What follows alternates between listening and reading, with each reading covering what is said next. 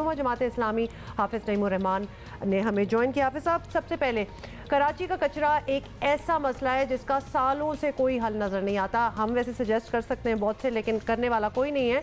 तो सिंध हुकूमत समझती है कि अवाम को ताउन करना चाहिए, लेकिन क्या सिंध हुकूमत ने वो सब किया जो एक हुकूमत को पहले करना चाहिए और फिर अवाम फॉलो करती है उसको?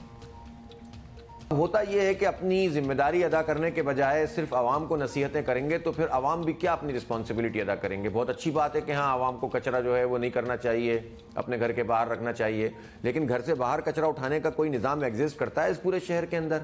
चले घर से बाहर से उठ जाता है, फिर उसके बाद चौकों और चौराहों पर जो कचरा खुद हुकूमती सरपरस्ती के अंदर डाला जाता है उसका कोई इंतज़ाम मौजूद है? हज़ारों टन के हिसाब से कचरा जो है वो जगह जगह पड़ा हुआ है, नालों के अंदर गिर रहा है और इसके नतीजे में एक बदतरीन सूरत हाल से इस वक्त जो है वो शहर दो चार है। 100% रिस्पॉन्सिबिलिटी इस वक्त पीपल्स पार्टी की है।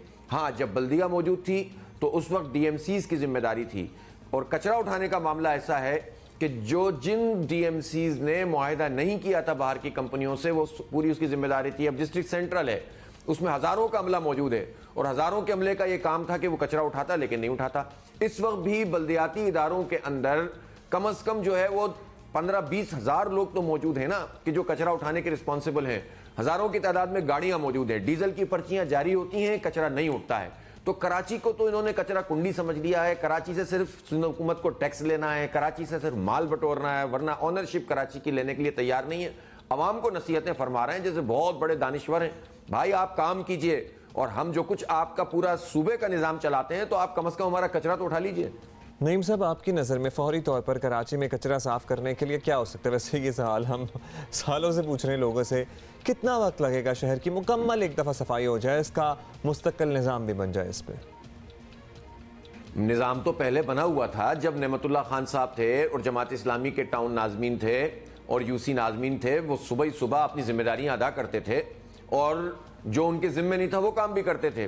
वो जो अमला होता था उसकी हाजिरी लेते थे, उनकी यकीनी बनाते थे कि वो जितना अमला है वो अपने जगह पर झाड़ू दे रहा है कि नहीं दे रहा, सफाई कर रहा है कि नहीं कर रहा, कचरा चुन रहा है कि नहीं चुन रहा, गाड़ियों में की रिपेयर का काम मुकम्मल करते थे।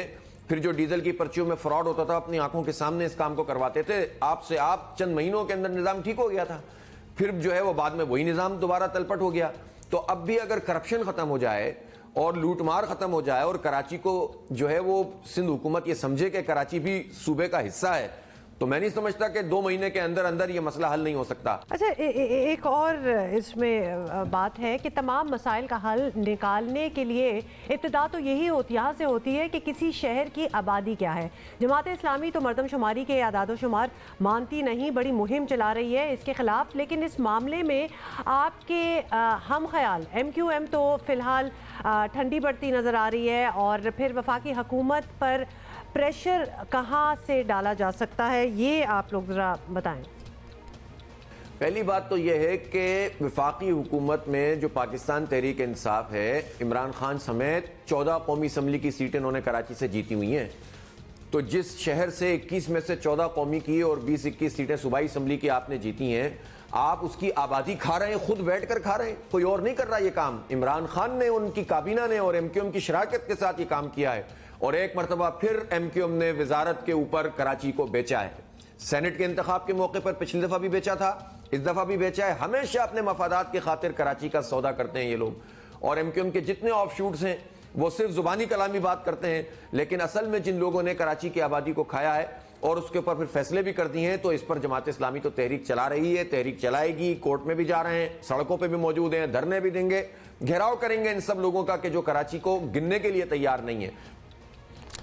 बहुत शुक्रिया जी आपका। हाफिज़ नईम साहब हमारे साथ मौजूद थे। और जहाँ शहरियों की जिम्मेदारी है, वहीं हम दोबारा पीपल्स पार्टी से हाथ जोड़ के गुजारिश करते हैं कि सबसे पहले एक मरबूत निज़ाम लेकर आएँ। लाहौर में there was a system which came into place, चाहे वो टर्किश कंपनी थी या रशियन कंपनी थी, whatever it was, citizens were not concerned. उनका कचरा एक सिस्टम के तहत उठ रहा था, और अब वो नहीं हो रहा। तो वो भी देखिए, इट कम्स बैक टू जहाँ से स्टार्ट हुआ था। तो लिहाजा वो सिस्टम अगर आप लगा देना तो लोग भी फॉलो करेंगे, क्यों नहीं फॉलो करेंगे भाई। एंड आई एम सॉरी, जब हम हाफिज़ साहब से बात कर रहे थे तो साथ साथ विजुअल्स आपने देखे थे कि वो ब्रिज के बीच में दुनिया के किसी कोने में ये गंद नहीं होता जो हम अपने हाथ देखते हैं, एक्सेप्ट करके बैठ चुके हैं।